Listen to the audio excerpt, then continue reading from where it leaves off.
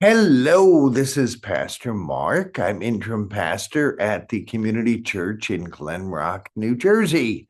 This is Community Church Conversation number 21. Can't believe I've been here 21 weeks already. Time flies when you're having fun. Now, today, I tried to line up someone to interview and it didn't work out. So I decided to interview myself. I have a list of questions that people have asked me in the last 20 or so weeks, and I'll try to answer them for you, or at least most of them. It's a fairly extensive list, actually. So I may not get to all of these questions, may not get them all answered. I'm going to cap this at around 15 minutes. After that, if you haven't been bored yet, you're going to be bored after 15 minutes of listening to me chatter. So here we go. I will try to get to all of these. First one, I've been asked this by a number of people. You seem to love New Jersey. Are you a native? I am indeed. I grew up, well, I was born first, then grew up in Jersey City. I was born not in Margaret Hague, as most people were. I was born at Christ Hospital, where virtually my whole family worked there at one time or another. I was brought home from the maternity ward and plunked in a railroad flat. And I stayed in that same railroad flat until I went off to college at age 17. And my grandmother owned that house. She lived in the flat downstairs. Her daughter, my mother, and our family lived in the upper part of the building in the second floor of the railroad flat. So I spent my whole upbringing in Jersey City. And I had a provincial view of the world then. I thought the whole world is about 4 blocks by 4 blocks, but that's a Hudson County mindset. So, yes, I am a New Jersey native. I still adore New Jersey. I know some people get annoyed because they hear Jersey jokes from people out of state. They don't bother me because I think if you're not from Jersey, why would I even listen to you? So they don't bother me. I would rather listen to the opinion of the squirrel that lives in a tree than someone who's not from Jersey. Here we go. Next question I was asked a number of times. When did you first feel called to ministry? God had his hand on me very early on. When I was 4 years old, one of the games that I loved to play was communion. And I had a stuffed tiger. Now, this is long before Calvin and Hobbes, but I had a stuffed tiger who went everywhere with me. And we used to have Ritz crackers as well as milk at my kitchen table, and I did communion services. Now, I was originally raised as a Methodist until about middle school when our family changed churches and I got into the Reformed Church. My father's family, though, was Baptist. And we'd occasionally visit in the Baptist church. And I saw an immersion baptism in that church. Well, from then on, my stuffed tiger not only had communion, but he also had baptisms. And that, of course, was in the bathtub. That didn't thrill my mother a lot. What do you do with a saturated stuffed tiger? This was before we had a clothes dryer. So it didn't matter what season of the year it was. He always got hung out on the clothesline. So, yes, I did feel called to ministry even back then. I had, let's say, a rebellion against God for a while. Late high school, early college, I did not lead an exemplary life. I think I led a life that it's fair to say embarrassed the heck out of Jesus. And I'm not proud of how I behaved back then. Not at all. I was on a real self-destruct course. Um, in college, my sophomore year, I met a wondrous mentor, Dr. Donald Lydens. He mentored me, and he made a Christian out of me, even though I'd been in church my whole life. And he began the process of making a human being out of me. It was sketchy before then.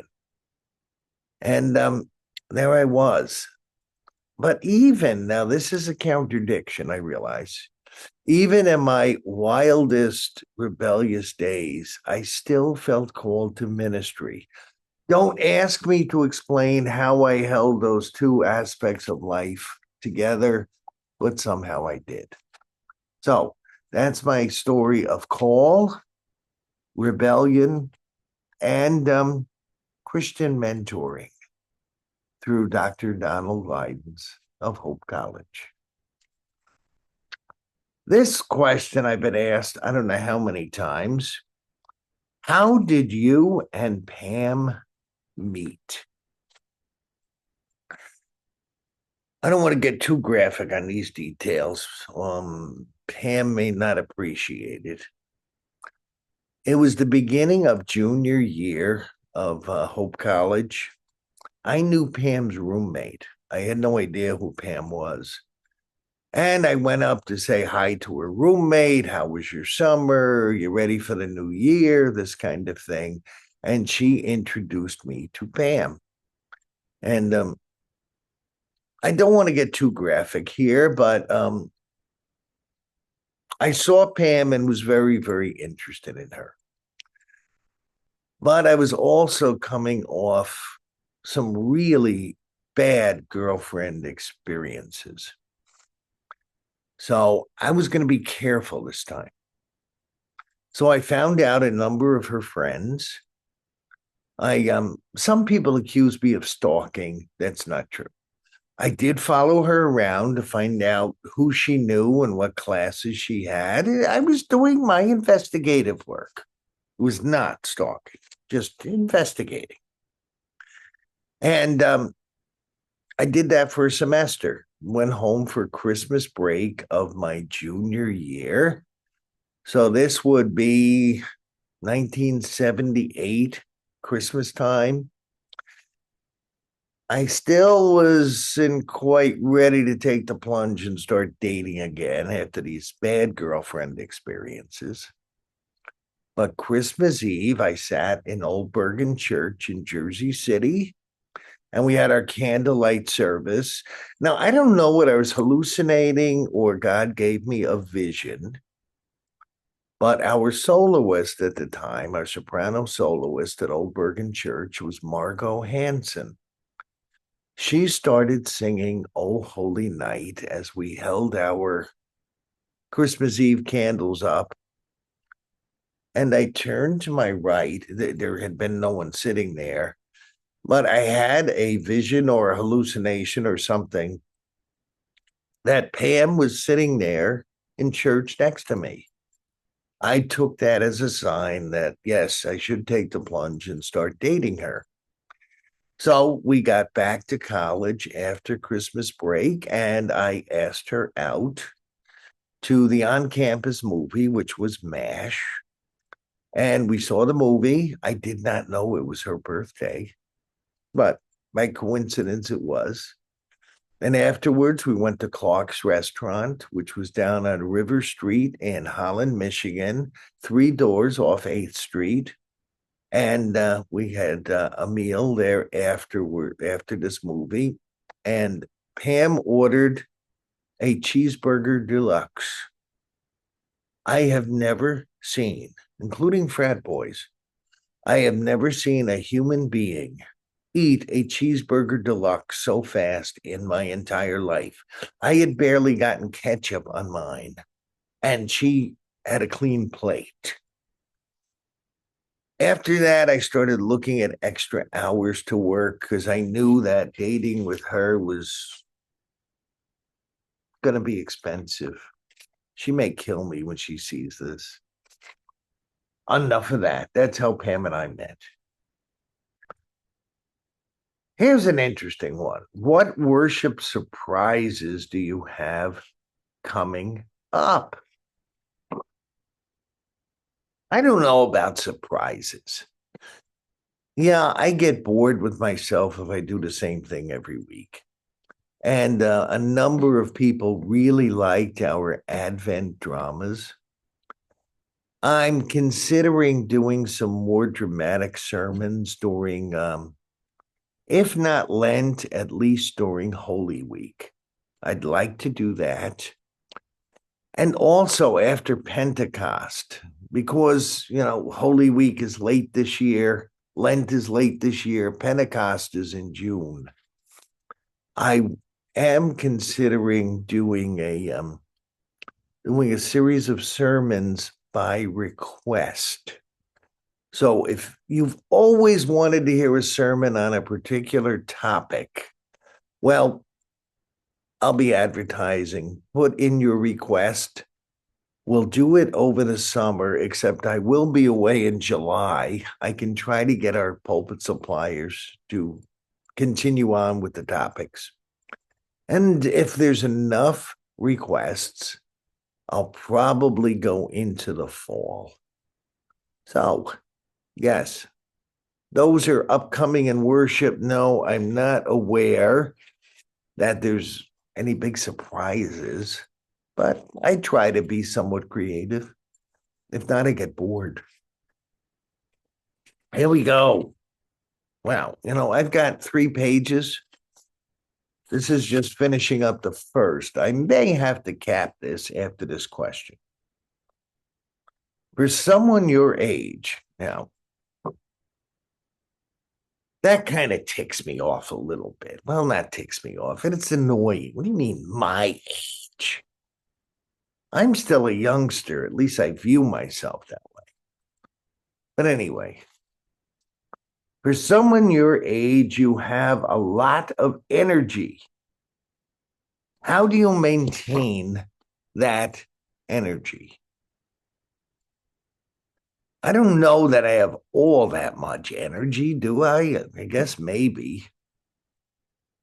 I guess the trick is don't sit all day. I know the other folks I work with in the office, they laugh at me because about every hour I get up and I stretch it out, probably about 2 or 3 times during the workday. I take a walk around the property, especially after lunch. If I eat a lunch, especially if it's got a fair amount of carbs in it, and I'm sitting, well, after lunch, I'm just nodding out, and I'm not too productive for about an hour.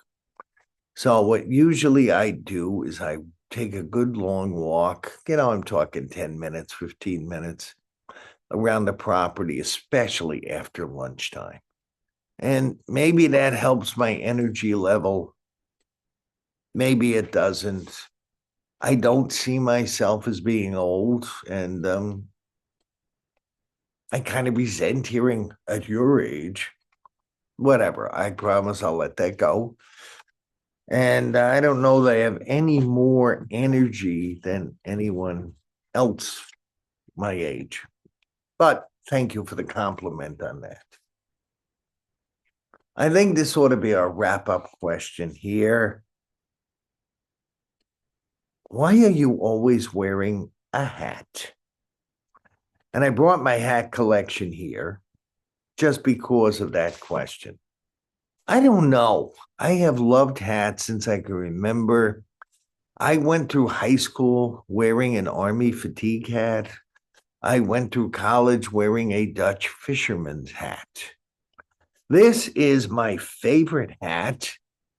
One of my daughters gave me this for Father's Day one year. This is my default hat that I wear.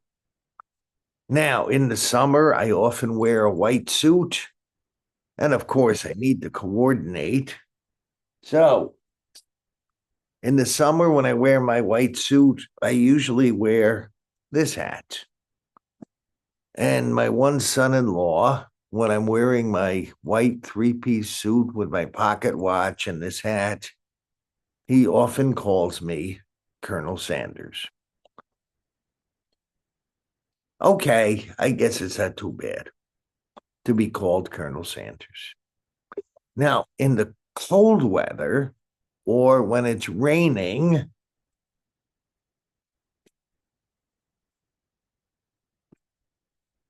my Irish riding cap, which I adore. It's similar to an English riding cap, but the Irish riding cap is, what's a nice way to put it? Is superior to English riding caps. English riding caps, in my opinion, are simply cheap imitations of Irish riding caps, said by someone who's 3/8 Irish. So that is why I'm usually in a hat. There are exceptions. For example, when it's the first day of the Mets opening season, when spring training starts for the Mets, I'm usually wearing my New York Mets shirt and my New York Mets cap. That's seasonal, obviously, and you'll be seeing that in the spring. I think my time is up. We've gone over 15 minutes. I've only gotten to page 1 of page 3. So perhaps in the future, if I'm not able to line up someone to interview, I've got about 3 on the horizon. In the future, if I'm stuck for someone to interview, I will interview myself once more. I thank you for listening. Now, please, I am trying to boost the awareness of our church here in Glen Rock. So please, if you're watching this, comment on it, like it, and more importantly, share it. This is tremendous publicity for the church, and it costs $0. Please do that. That'd be a great thing for the church. Thank you for listening. Thank you for watching. This is Pastor Mark, interim pastor of the Community Church of Glen Rock. And this has been Community Church Conversation number 21. God bless you all.